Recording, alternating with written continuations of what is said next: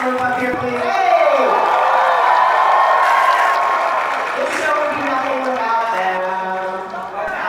So, folks, I introduced myself moments ago, but I'm still Kristen, and I still want to say go Birds. All right. So I'd love to get this panel started. Let's give them a nice warm day for MegaCon welcome.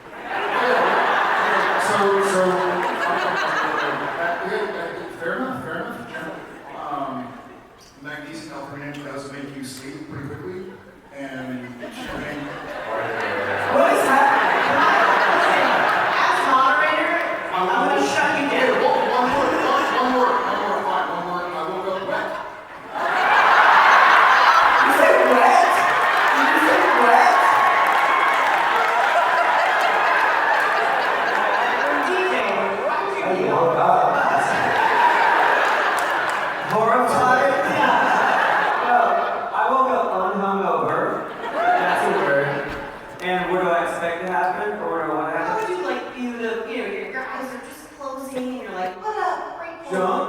I'm pretty much saying football after this. Yeah, of course. I think I'm gonna go to Wingstop if anybody wants to go to it.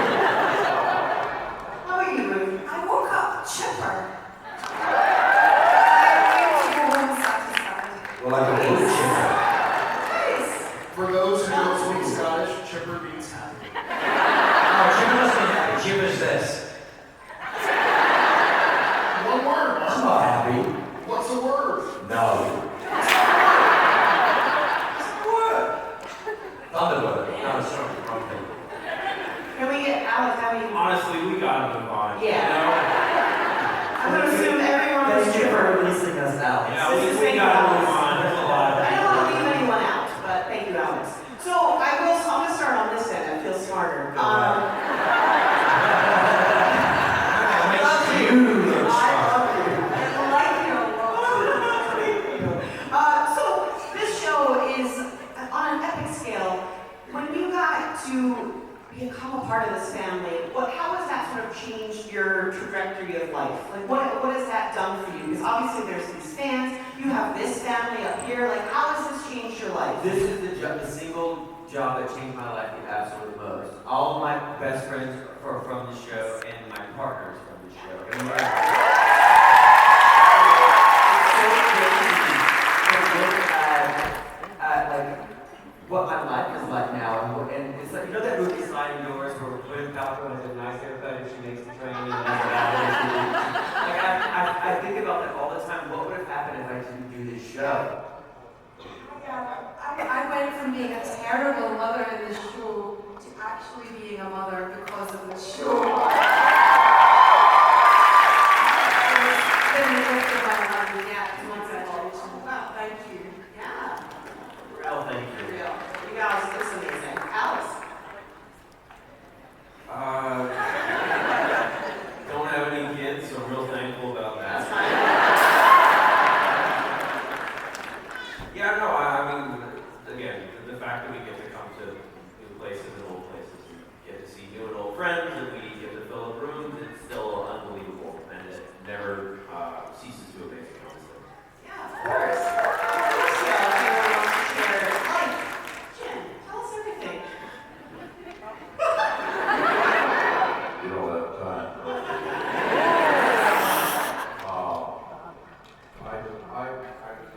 I'm very grateful that I got to, I got to work with these people and I got to grow old with this show, which was easy because that's how I started. And there's quite a number of people who were on this show that I actually still like. And it's a limited number, but it is.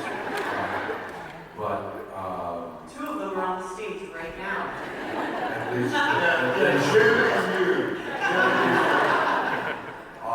But I still like all you guys. So.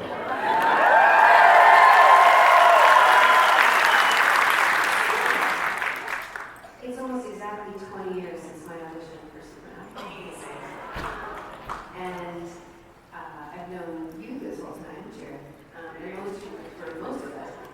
And I just to think of how my life has grown and changed in that time, and the people I have continued, all of these people who've collected along the way in my life. For an audition where I died in the first 90 seconds. Her audition was this. No, he did it better. Equal. The fact that I'm still sitting here and you're still sitting here is beyond, it's hard to wrap my head around. I'm just grateful. Thank you.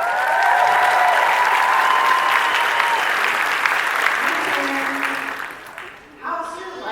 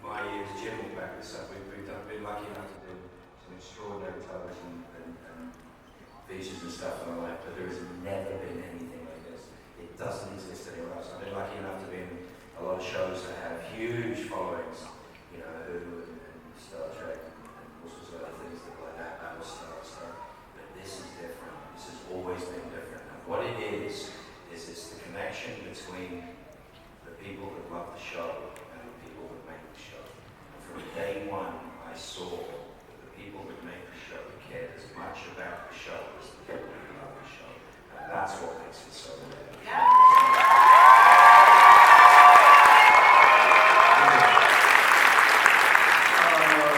Okay, I'll give it a go.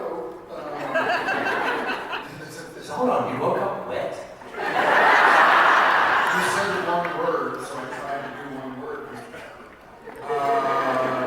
To Sam's point, I do think 20 years ago today, we were filming the pilot.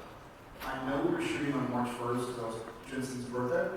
And we saw it during the pilot. And either we were shooting the pilot or I had it at home and I was trying to feel like, what am I doing here? To try and gauge it is so difficult, but I will say this. I can think back to the 15 years, 15 change, because of strike and COVID and this and that, that I was on the show, and there were a lot of sacrifices. I mean, everybody in this room, if you think of any 15-year period, there's been a lot of shit. You know, there's been a lot that like, this sucks, and I don't want to wake up, and I don't want to leave the house, I don't want to get out of bed, I don't want to go meet with that person, and do that. But in hindsight, I just feel so grateful for y'all, honestly, because I was very public about some of the shit I was going through that had been kind of not secret about, but hadn't shared yet. And I was met with such love and acceptance that it meant a lot to me, and hopefully to some of y'all as well. And I just feel grateful. I'm going to make a weird analogy. I'm like the king of bad analogies, so bear with me. But you know, sometimes you have your favorite band that no one knows about something, or you have your favorite restaurant no one knows about. And you can walk in, get a table, like happy hour on Friday, like cool, like it's my favorite place anyways. And then when people start finding out about it, you're like, shit! This feels the opposite. Honestly, this feels like the more, like you've been saying to everybody, you gotta watch this, you gotta listen to that, you gotta eat there, you gotta root for this team. And the more people that join, it's like a rising tide raises all boats. And so when I meet people that met best friends because they like the show, or they went to a con together, or they met out on a Reddit thread, like my heart grows bigger every time. So again, wet and gratitude. Two words. I'm doing 2 words. Great analogy. I'm gonna start a band called Wet Rabbit. Someone make a shirt. No, it's true though, because we all have our comfort shows, and sometimes a lot of other people watch those, and sometimes they don't. But like when I started watching this, because of my anxiety, it is a show I like to put on something that I know what's going to happen. I can probably recite the lines because it makes me feel comfortable and safe. Is this anyone else's like safe show? For that. So we appreciate the work y'all did. Like it just, I love it. Even though it's like the most horrifying show sometimes. You're safe is not my safe. Golden Girls. Like that's This show has an enormous number of disemboweling for a safe. Repeated deaths and resurrections. What makes it so different is that's what I love. I hate the idea of fan. We always get to the word fan. Fan comes from fanatic. It's a negative. It's always been a negative. Supernatural family is seeing what people do with other people in conjunction with the show, sharing lives, doing stuff. My friends here, you know, do a lot of charity work, do a lot of things that they care about. It's enormous, but you guys make it bigger. It's not a normal thing. It's a wonderful antidote, as far as I'm concerned, to the craziness of the world. You know, our mental health struggles. We're all vocal about it. We are very vocal about it. You know, you can be famous and in the news and whatever, and nobody knows anything about you. And the truth is, we've been around doing this for so long. They pretty much know most of it. You know, we've been through it quite Hard to hide. Absolutely, it's hard to hide. But we are so, Steve, right? We are so grateful that it's taken us all together, you and us, on this journey. And there's new people. That's what blows my mind.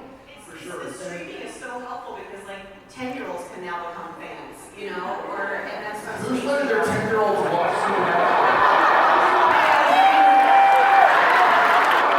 Oh, there's a 10-year-old next to me.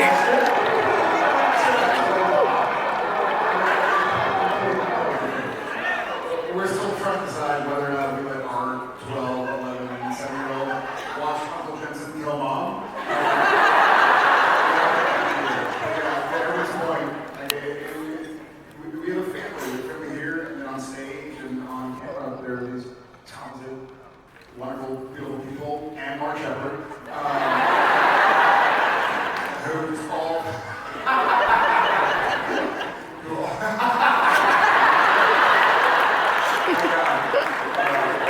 Best face forward. The view is wonderful from here.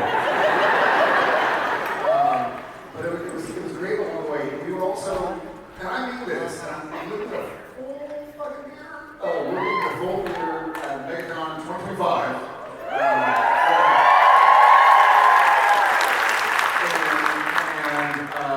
There were several years of our lives where we didn't know if we'd get another season.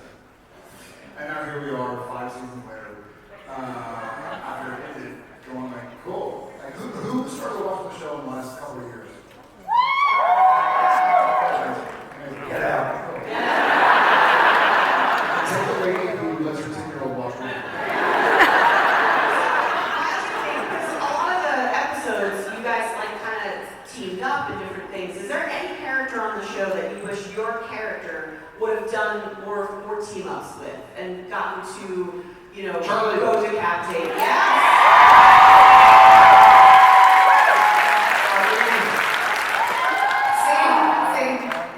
Same for you. Same, yeah. Charlie, I mean, Felicia and I actually go on a wood-building or road trip just by ourselves. Yes, please. She's I got to run her panels twice now, and honestly, that's all I wanted to talk to her about, but I guess she does other things too. I mean, redheads unite. Rowena and Charlie, I'd watch that show. Yeah. Right?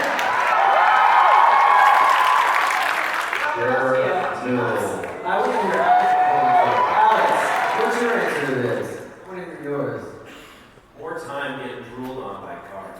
I almost drooled on him once. They gave me these new werewolf teeth. No, but like, it's not that you're drooling on me. It was more that like he's straddling me and he's like, oh, sorry. It's coming out of his mouth. And I don't know drank what's bad. Michael's brookies and I was on top of you. Yeah.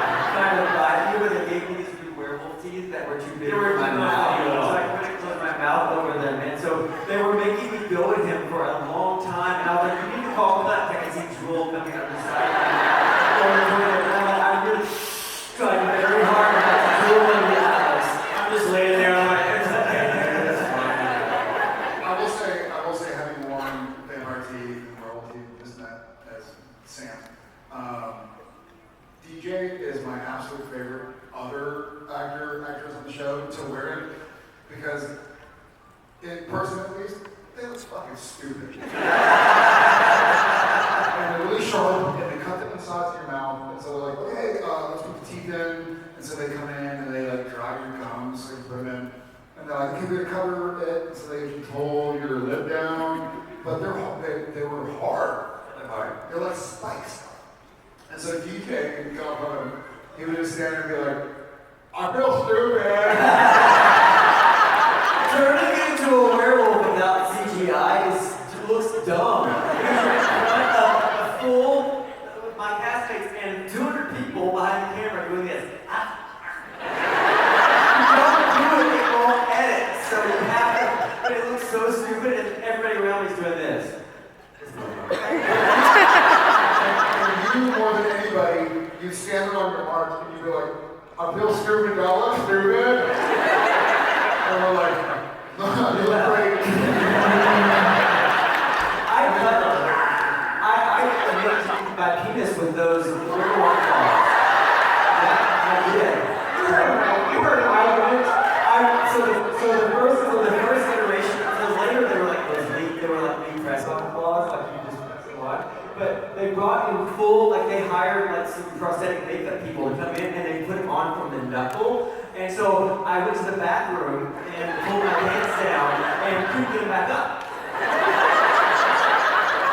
That's I what they couldn't do always it. say. So I had to back out and ask for a PA to come. They pulled my pants down, my penis on my waistband. So I went to push it down and I licked my penis.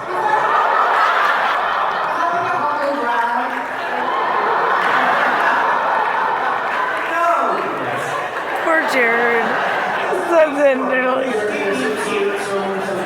you also on set felt wet. Because they got on my waistband, grateful. You don't get stories like this from the Dick Van Dyke. What about did you have a Actually, situation? in all seriousness, Sam and I, we were great friends from doing these wonderful conventions. We tried really hard to be in a scene together. You all can't see it, it wasn't edited in, but you know the episode where I make up vagina and the hair? Sam and I kept making as much eye contact as we possibly could in the scene, thinking that maybe somebody would notice, or somehow we could have acted together. We tried, but I don't know, maybe Try to have a meaningful look, like, yeah, we tried. We tried to like a bad mother's combo. Be a badass team up though. More of that. Any other team up dreams?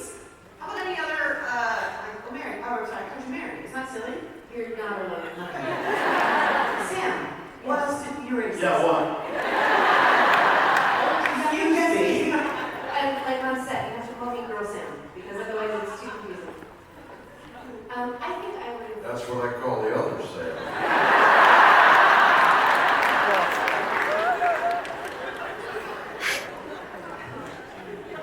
I think I would have liked to have more scenes with Jeff.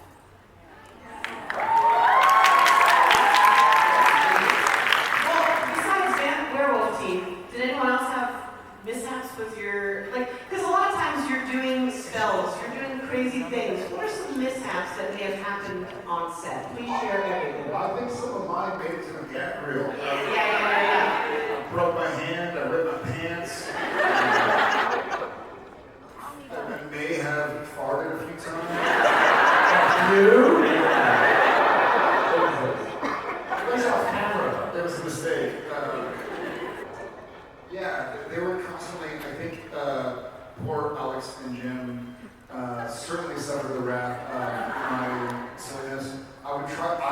There was one time where Bobby Singer is in a hospital bed, and his feet are down there, and Sam and Dean are at the end, and they're explaining this case or something. And so it's on Jim's face, and he's just laying in bed, he can't do anything. And so I gradually, his head's over there, he's looking, the camera's looking at him. And so I start pulling his sheets up, and his little toesies. And so I go and I grab his big toe, his toenail, and I start squeezing, trying to get a reaction. There's nothing. So I get my other hand to like support my current hand, and I'm like, this fucking dude will break. He's sitting there, he's like, well, sounds like a roo-roo. Maybe call Rufus and he'll let you know what's what. We get to the scene, and I'm sitting there and I'm like dripping sweat. And then finally we're like, okay, cut. And Jim looks up and he goes, you fucking idiot. I remember it every time. And then with Alex, he was new on the show, not brand new. But You nearly killed him. You nearly suffocated him. Oh yeah. No, it was the baby driver stuff. Every time he was in camera, Jensen and I got kicked off set by our director because then it's Misha and Alex, and we walk in like unpack our bags in the hotel room, and then we get off camera and the camera's still on Alex and Misha, and Jensen and I start going like,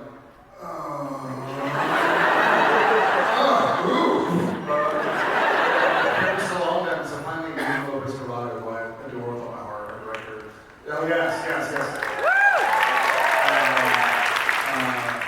She's like, hey, Jensen, Jared, y'all are rap. And we're like,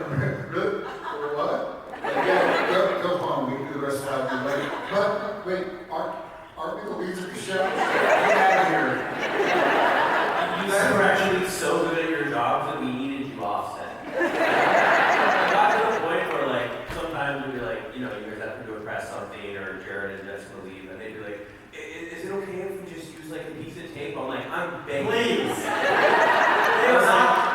Or they'll be like, Jared has to make a flight to go see his family. I'm like, fucking send that guy home, please.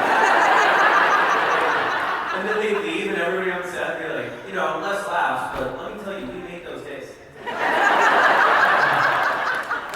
Well, I have some lovely pre-requested fan questions. And so I want to be able to get to a couple of these. And I actually love this one. This is from Jordan Miller from Jacksonville. Jordan, are you here?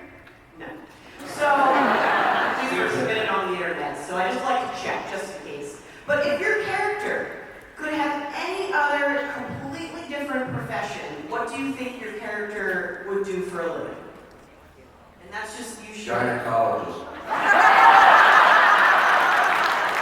Now, I'm not a woman, but if I strolled into my gynecologist appointment and Jim was there, I was like, we're going to need you to spread them. Like,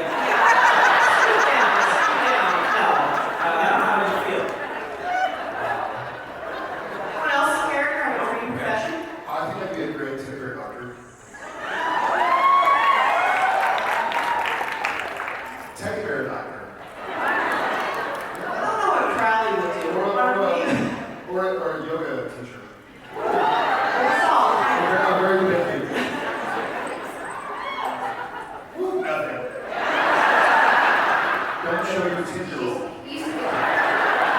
Yeah, the character. Yeah. Or you. What else would you love to be, Sam? In real life? You can choose either. Now that I've opened it up, you can choose what you would do besides this or your character. Well, they're kind of related. If it were me, Sam, I would probably be an architect.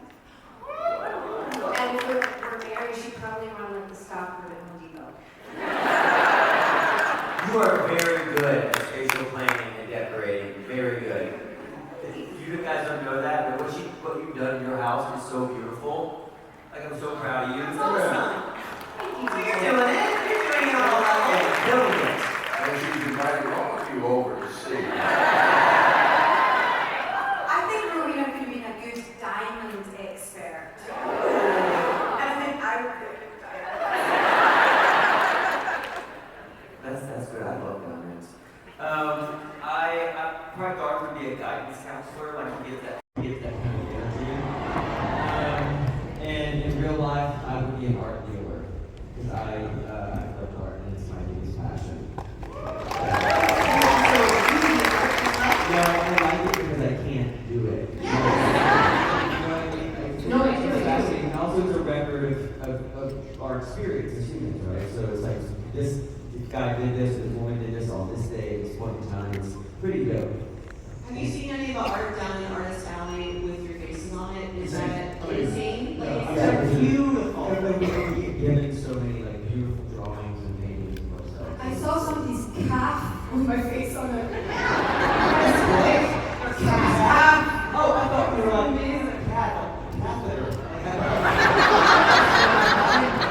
That's weird. Yeah, put her back. I'm gonna sell DJ out for a second here, bear with me. It made me laugh so hard, and Justin, you're doing maybe your first episode or something, and so I'm a large human. I used to be even bigger when I was like in my 20s and 30s and working out and eating a bunch. But DJ is very lean, svelte, handsome, beautiful, a lean human being, you know? And so we were doing some sequence and they bring in the stunt guys, and the stunt guys are all bigger than I am. And at the time, I'm like 6'5", 220, 230 or whatever. And so, like, Garth saves the day. And so they have this thing blocked out, like Garth comes in, pulls one of the vampires off, and like kicks another one, and does something. And then we all get there to block, and they're like, you know, DJ, hey, you know what? No, forget the blocking, we're gonna give you a taser. So they're gonna taser you. Are you familiar with my work? When I saw And DJ says, and I want you all to check this out, DJ is like, and I think he's accurate, he's like, I think I've tased more people in TV shows and movies than any other world record for tasing on television. world record of tasting on television. Because they're like, no doubt you're fit and all that, but it's gonna look weird if you like pick up some dude that's 300 pounds. So why don't you just tase him with that? Make it easier. I also would like to go home tonight. No, not an ambulance. So another question, and I'll open it to all of you. This is from the lovely Olivia from Tallahassee, Florida. They're wondering, since some of the scenes were somewhat intense and very dramatic and things, was there any particular day or scene that you felt just drained after filming that particular scene? Because of somebody else kicks it up. No, No, I hear that. Yeah. Well, here's what I'll say to that question. I don't know if I'm answering it, but I can think of 2 specific times where somebody's off camera was really intense. And not like, hey, it's a 2-shot and you see both people. One was at the end of season 2, maybe season 3 when Sam dies and Sam's killed, and I'm dead in the bed. Yeah, sure. No, it was 20 years ago. Watch the show. Unless you're 10, then don't watch the show. Okay, but one was when Jensen or Dean is kind of like crying over Sam's dead body. And I was there and I was trying so hard not to breathe because Kim Manners sets up a shot where it's kind of over me and I have the dead makeup on and stuff. And Dean's kind of going through everything. And I remember, like, that was really difficult. That was, ironically, like, very difficult to shoot because I was just trying to go, like, I wanted to cry. I was hearing Jensen do his performance and I was like, don't do it, don't do it, don't do it, like, don't breathe. And so I was trying really hard. And then another time, we're off camera with something, and if y'all know me and have known me for a while, I hate giving credit to Mark Shepard, but I'll give credit to Mark Shepard. I need that in my heart. It's Sacrifice in the finale of season 8. I mean, he was, Sam's going through the trials, and I was all jacked up, and he's tied up in a chair.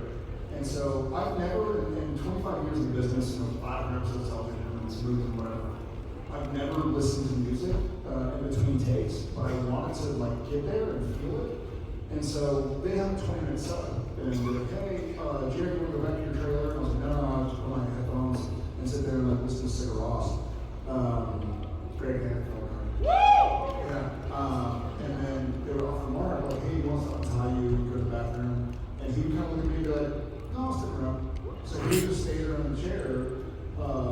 So that I would have my preparation, he'd be there, and they were able to call 2 days. Yeah, 2 days.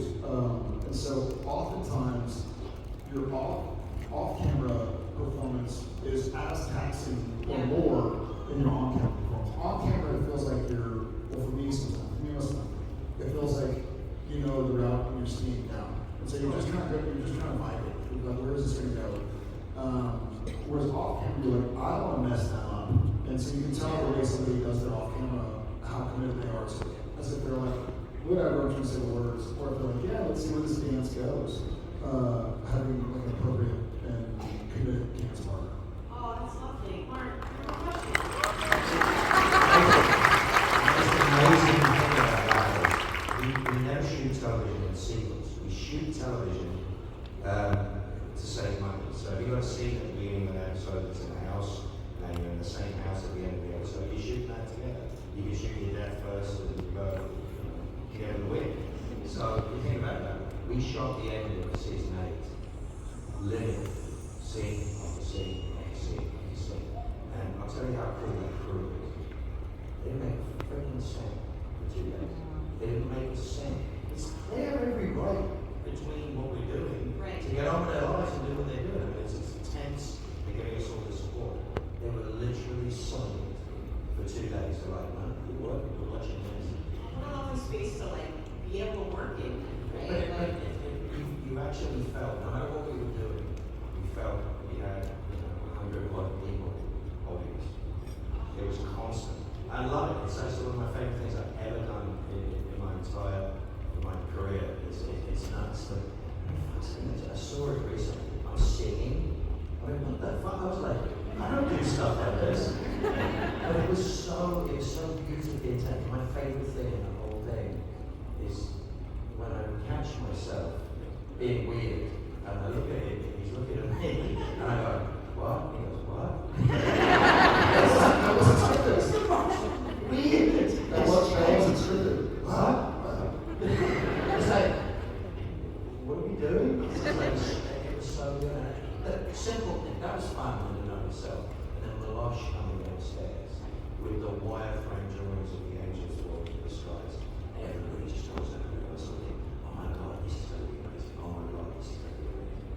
that's the tone on that set. That's the theme on that set.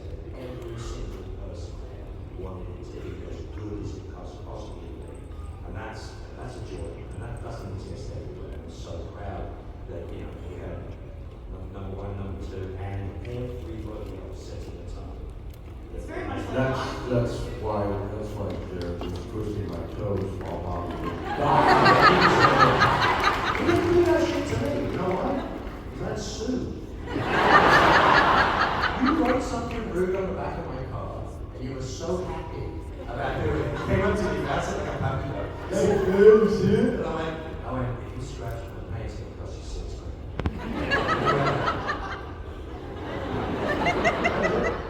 Well, I'm glad you all love each other as much as we assumed you did. This is lovely. Even Jim's face, come on. Come on. You love each other. We love you. Can we give them a warm,